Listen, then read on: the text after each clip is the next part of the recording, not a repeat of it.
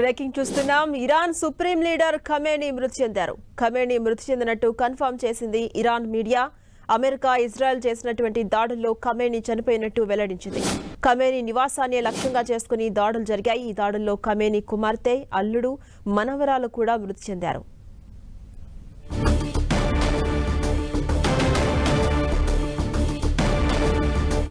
ఇప్పటి వరకు ఖండిస్తూ వచ్చినటువంటి వార్తని అధికారికంగా ప్రకటించే అవకాశం కూడా కనిపిస్తోంది ఇరాన్ ప్రభుత్వం. ఇరాన్ సుప్రీం లీడర్ ఖమేనీ మృతి చెందినట్టుగా కన్ఫర్మ్ చేసింది ఇరాన్ మీడియా.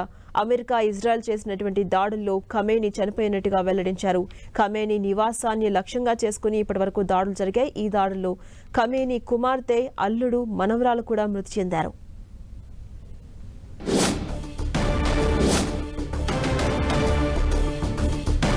ఇప్పటికే ఇజ్రాయెల్ కూడా ప్రకటించింది దాదాపు ఖమేనీ బ్రతికే అవకాశాలు చాలా తక్కువ ఉన్నాయని వ్యాఖ్యలు చేసిన నేపథ్యంలో ఖమేనీ చనిపోయినట్టు అటు ట్రంప్ కూడా ట్రూత్ సోషల్ మీడియా వేదికగా పంచుకున్నారు.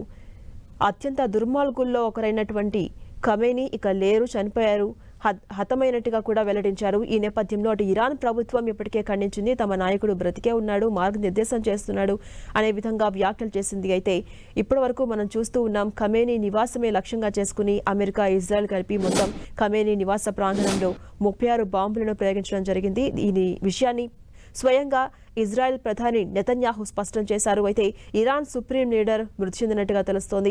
అమెరికా, ఇజ్రాయెల్ సంయుక్తంగా జరిపినటువంటి ఈ దాడుల్లో ఖమేనీ చనిపోయినట్టుగా ఇరాన్ మీడియా ఇప్పుడు అధికారికంగా ప్రకటించింది. ఇరాన్లోని ఖమేనీ నివాసాన్ని టార్గెట్గా చేసుకుని జరిపినటువంటి దాడుల్లో ఖమేనీ సహా ఆయన కుమార్తె కావచ్చు, అల్లుడు కావచ్చు, అటు మనవరాలు కూడా మృతి చెందినట్టు ఇరాన్ మీడియా ప్రకటించింది.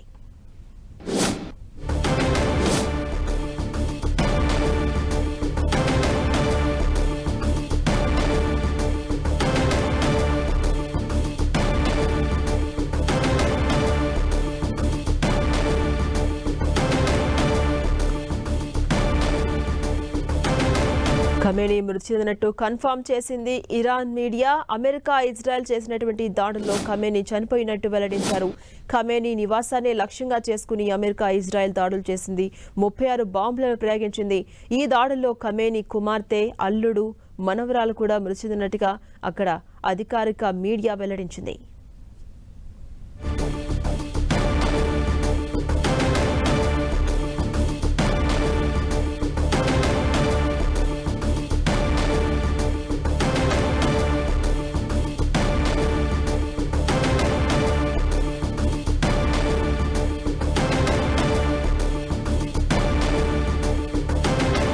ఇరాన్ సుప్రీం లీడర్ ఖమేనీ మృతి చెందారు.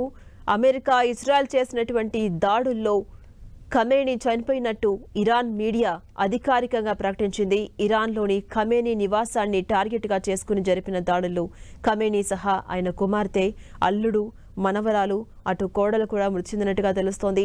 ఈ నేపథ్యంలో ఇరాన్ మీడియా అధికారికంగా ప్రకటించింది. మొత్తం ఇప్పటికే ఇరాన్ ప్రభుత్వం కూడా స్పందించినట్టు తెలుస్తోంది. 40 రోజుల పాటు సంతాప దినాలుగా ప్రకటించింది ఇరాన్. ఇప్పటి వరకు తమ నాయకుడు బ్రతికే ఉన్నాడు, తమకు మార్గనిర్దేశం చేస్తున్నాడని ప్రకటించిన ఇరాన్ ప్రభుత్వం ఇప్పుడు అధికారికంగా ప్రకటించినట్టయింది. ఖమేనీ మృతిని ధృవీకరించింది ఇరాన్ మీడియా.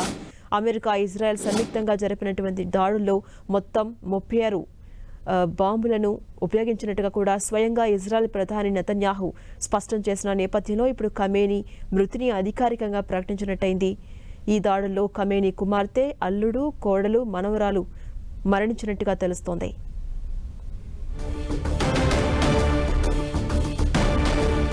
ఇక బాంబుల మూతతో దద్దరిల్లిపోతున్న మిడిల్ ఈస్ట్ లో కీలక పరిణామం చోటు చేసుకుంది. Iran supreme leader Ayatollah Khamenei మృతి చెందాడంటూ ఇరాన్లో సంబరాలు జరుగుతున్నాయి. టెహ్రాన్తో సహా పలు వీధుల్లో ఇరాన్ జెండాలను పట్టుకుని కొందరు ఖమేనీ మృతి చెందాడంటూ సంబరాలు చేసుకుంటున్నారు. వీధుల్లో నృత్యాలు చేస్తూ బాణాసంచా కాల్చారు. ఖమేనీ ప్రభుత్వానికి వ్యతిరేకంగా నినాదాలు చేశారు. అటు ఇజ్రాయెల్లో కూడా ఇరాన్ సుప్రీం లీడర్ ఖమేనీ మృతి చెందాడంటూ పలువురు ఇజ్రాయిలీలు సంబరాలు చేసుకున్నారు. జెరూసలేంలో ఇజ్రాయెల్ జెండాలు పట్టుకుని ఇరాన్ ప్రభుత్వానికి వ్యతిరేకంగా నినాదాలు చేశారు. అయితే ఖమేనీ మృతి చెందాడంటూ అమెరికాతో పాటు ఇజ్రాయెల్ చెబుతోంది. ఈ విషయాన్ని ఇరాన్ ఖండిస్తోంది. ఇదే అంశంపై మరింత సమాచారం మా ప్రతినిధి గోపి అందిస్తారు. Gopi, Iran supreme leader Ayatollah Khamenei మృతి చెందినట్టుగా కూడా కన్ఫర్మ్ అయినట్టు దాదాపు తెలుస్తోంది. ఇప్పటి వరకు అమెరికా, ఇజ్రాయెల్ జరిపినటువంటి దాడుల్లో మొత్తం అనేక మంది కూడా గాయపడ్డారు, అనేక మంది చనిపోయినట్టుగా కూడా ఇరాన్లో మృత్యుఘోష వినిపిస్తున్నట్టుగా కూడా తెలుస్తోంది. అప్డేట్స్ అంటే ఓవరాల్గా జన్సన్, అమెరికా ఇజ్రాయెల్ వైమానిక దాడుల్లో ఇరాన్ సుప్రీం నాయకుడు అలీ ఖమేనీ మరణించినట్టుగా కూడా అమెరికా అధ్యక్షుడు డొనాల్డ్ ట్రంప్ ప్రకటించాడు. అమెరికా ఇజ్రాయెల్ ఈ యొక్క దాడిలో అతను మృతి చెందినట్టుగా కూడా ఆయన అధికారికంగా ప్రకటించడం జరిగింది. అయితే ఇరానియన్లు దేశాన్ని స్వాధీనం చేసుకోవడానికి గొప్ప అవకాశం అంటూ కూడా డొనాల్డ్ ట్రంప్ చెప్పడం జరిగింది.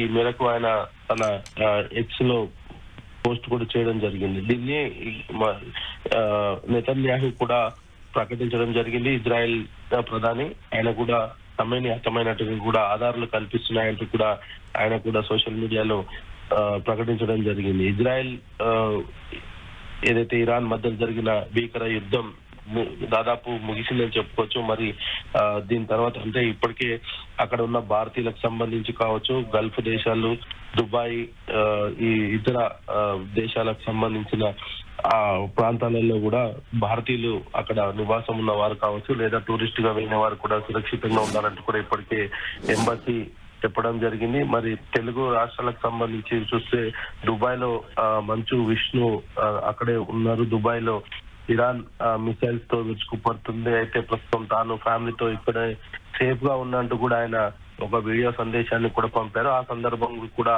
ఆ వీడియోలో మిసైల్స్ ఆయన వెనకాల కూడా కనిపించడం కొంత ఆందోళన కలిగించే పరిస్థితి కనపడుతుంది. అదేవిధంగా ఇటు క్రీడాకారులు కూడా ఇటు ఎయిర్పోర్ట్ లో భారతీయ ప్లేయర్స్ చిక్కుకోవడం జరిగింది. ఇరాన్ దాడుల నేపథ్యంలో గల్ఫ్ దేశాల ఎయిర్పోర్ట్ లో భారతీయులు చిక్కుకున్నారు. మిసైల్స్ ప్రయోగం జరుగుతున్న నేపథ్యంలో విమానాలన్నీ కూడా రద్దు చేయడం జరిగింది.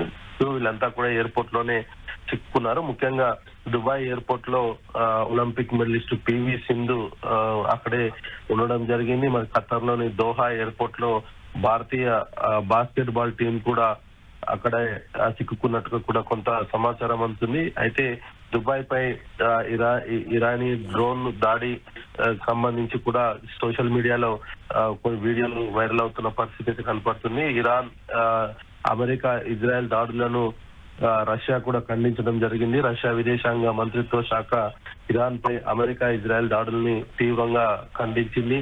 మరి ఐక్యరాజ్య సమితి సభ్య దేశమైన ఇరాన్ పై ముందస్తు ప్రణాళికతో రెచ్చగొట్టే విధంగా ఇజ్రాయెల్, అమెరికా సంయుక్త దాడులు చేయడం ఆయుధ దురాక్రమ చర్యగా రష్యా పేర్కోవడం జరిగింది.